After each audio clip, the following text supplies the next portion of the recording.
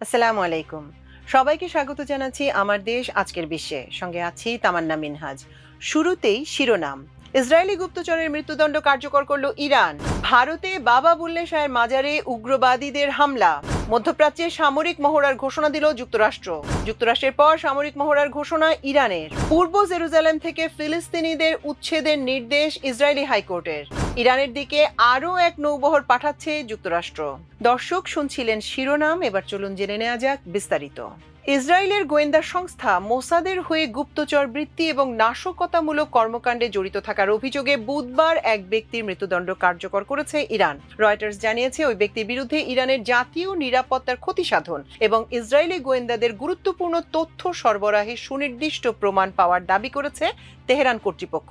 মধ্যপ্রাচ্যে ইরান ও ইসরায়েলের মধ্যে চলমান চরম উত্তেজনার মধ্যে এই দণ্ড কার্যকর করার বিষয়টি সামনে এলো। ইরানের বিচার বিভাগ জানিয়েছে দণ্ডিত ব্যক্তি দীর্ঘদিন ধরে মোসাদের এজেন্টদের সঙ্গে যোগাযোগ রক্ষা করে আসছিলেন এবং ইরানের সামরিক ও কৌশলগত স্থাপনা সম্পর্কিত সংবেদনশীল তথ্য পাচার করছিলেন। এছাড়া দেশের ভেতরে বিশৃঙ্খলা সৃষ্টি এবং গুরুত্বপূর্ণ ব্যক্তিদের লক্ষ্যবস্তু করার ষড়যন্ত্রেও তার সংশ্লিষ্টতা ছিল বলে জানানো হয়েছে। তবে নিরাপত্তার খাতিরে ওই ব্যক্তির পরিচয় বা মৃত্যুদণ্ড কার্যকরের সুনির্দিষ্ট স্থান প্রকাশ করা হয়নি। ইরান বরাবরই তাদের দেশে ইসরায়েলি অনুপ্রবেশ ও গুপ্তচর বৃত্তির বিষয় অত্যন্ত কঠোর অবস্থান নিয়ে থাকে। সাম্প্রতিক বছরগুলোতে ইরানের পরমাণু বিজ্ঞানী ও সামরিক কর্মকর্তাদের উপর বেশ কয়েকটি হামলার ঘটনায় তেহরান সরাসরি ইসরায়েলকে দায়ী করেছে। আজকের এই মৃত্যুদণ্ড কার্যকরের ঘটনাটি মূলত ইসরায়েলি গোয়েন্দা তৎপরতার বিরুদ্ধে ইরানের একটি কঠোর সতর্ক বার্তা হিসেবে দেখা হচ্ছে। মানবাধিকার সংস্থাগুলো এই ধরনের গোপন বিচার প্রক্রিয়া ও দ্রুত মৃত্যুদণ্ড কার্যকরের সমালোচনা করলেও ইরান একে তাদের সার্বভৌমত্ব ও জাতীয় নিরাপত্তা রক্ষার অবিচ্ছেদ্য অংশ হিসেবে দাবি করছে। ইসরায়েলের পক্ষ থেকে প্রথমবারের মতো এই গুপ্তচর বৃত্তির অভিযোগ বা মৃত্যুদণ্ড নিয়ে তাৎক্ষণিক কোনো মন্তব্য পাওয়া যায়নি।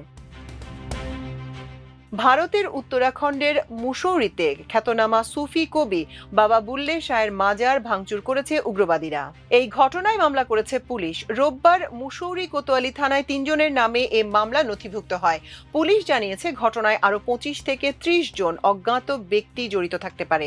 পুলিশের করা এফআইআর অনুযায়ী শনিবার গভীর রাতে উইনবার্গ অ্যালেন স্কুলের বালা হিসার এলাকার ভেতরে থাকা বাবা বুল্লে শাহের মাজারে হামলা চালানো হয়। অভিযোগে বলা হয়েছে হারিওম, শিবায়ুন ও শ্রদ্ধা নামের 3 জন লোহার রড ও হাতুড়ি দিয়ে মাজারটি ভেঙে ফেলে। এ সময় মাজারে থাকা ধর্মীয় বইও নষ্ট করা হয়। এই ঘটনায় মামলা হয়েছে। পুলিশ জানিয়েছে বিষয়টি তদন্তাধীন রয়েছে। দেহরাদুনের এসএসপি অজয় সিং বলেন, মুসলিম সম্প্রদায়ের পক্ষ থেকে লিখিত অভিযোগ পাওয়ার পর মুসৌরি পুলিশকে প্রয়োজনীয় ব্যবস্থা নিতে নির্দেশ দেওয়া হয়েছে। ঘটনার সত্যতা নিশ্চিত করে সার্কেল অফিসার মনোজ আসওয়াল বলেন, কিছু ব্যক্তি বাবা বুল্লে শাহের মাজারের ভেতর প্রবেশ করে ভাঙচুর চালায়। এ বিষয়ে থানায় অভিযোগ পাওয়া গেছে। তিনি আরো বলেন, অভিযোগের ভিত্তিতে প্রাসঙ্গিক আইনে মামলা করা হয়েছে। ঘটনায় জড়িতরা এখনো গ্রেপ্তার হয়নি। 3 জনের নাম এফআইআরে রয়েছে। ভিডিও ফুটেজ দেখে আরো যাদের শনাক্ত করা যাবে তাদের নাম মামলায় যোগ করা হবে। তদন্তে দোষী প্রমাণিত হলে সবার বিরুদ্ধে ব্যবস্থা নেওয়া হবে।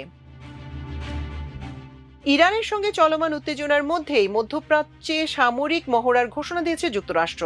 গতকাল এক বিবৃতিতে এ তথ্য নিশ্চিত করেছে মার্কিন সামরিক বাহিনীর কেন্দ্রীয় কমান্ড সেন্টকম। বিবৃতিতে বলা হয়েছে, মধ্যপ্রাচ্যে আগামী বেশ কিছুদিন মার্কিন বিমান বাহিনীর 9th এয়ারফোর্সের মহড়া হবে। মার্কিন বিমান বাহিনীর 9th air force air forces central বা অ্যাফসেন্ট নামেও পরিচিত। সামাজিক যোগাযোগ মাধ্যম এক্সে এ বিষয়ে একটি বিবৃতি পোস্ট করেছে সেন্টকম। সেখানে বলা হয়েছে, এই মহড়ায় মধ্যপ্রাচ্যে যুক্তরাষ্ট্রের কেন্দ্রীয় কমান্ডের আওতাভুক্ত এলাকায় শক্তি মোতায়েন, শত্রু বিমান বাহিনীকে ছত্রভঙ্গ এবং যুদ্ধ পরিস্থিতিতে নিজেকে টিকিয়ে রাখার ক্ষমতা প্রদর্শন করবে এফসেন্ট। বেশ কিছুদিন এই মহড়া চলবে। গত 26শে জানুয়ারি মধ্যপ্রাচ্যের জল সীমায় প্রবেশ করেছে মার্কিন বিমান বাহিনীর যুদ্ধজাহাজ ইউএসএস আব্রাহাম লিঙ্কন সহ বেশ কয়েকটি রণতরীর একটি বহর। এই বহর আসার পরদিনই মধ্যপ্রাচ্যে সামরিক বিমান মহড়ার ঘোষণা দিল সেন্টকম। যুক্তরাষ্ট্রের সঙ্গে চলমান উত্তেজনার মধ্যেই নিজেদের আকাশ সীমা বন্ধ করেছে ইরান। সেই সঙ্গে হরমুজ প্রণালী ও তার আশপাশে লাইভ ফায়ার মহড়ার ঘোষণাও দিয়েছে দেশটির সরকার। গতকাল মঙ্গলবার নোটিশ টু এয়ারম্যান নোটেম জারি করেছে ইরানের সরকার। সেই নোটিশে হরমুজ প্রণালী ও তার আশপাশের এলাকায় ভূপৃষ্ঠ থেকে 25,000 ফুট উচ্চতা পর্যন্ত বিমান চলাচল নিষিদ্ধ করা হয়েছে।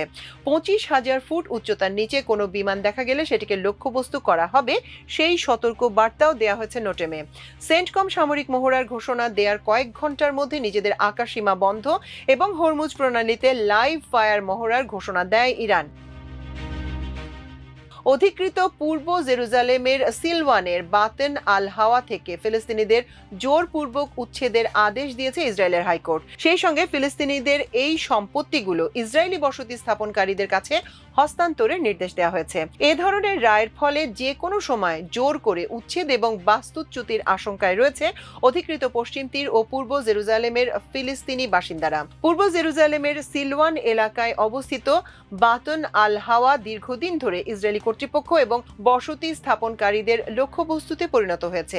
এই এলাকায় হাজার হাজার ফিলিস্তিনি বাস করেন।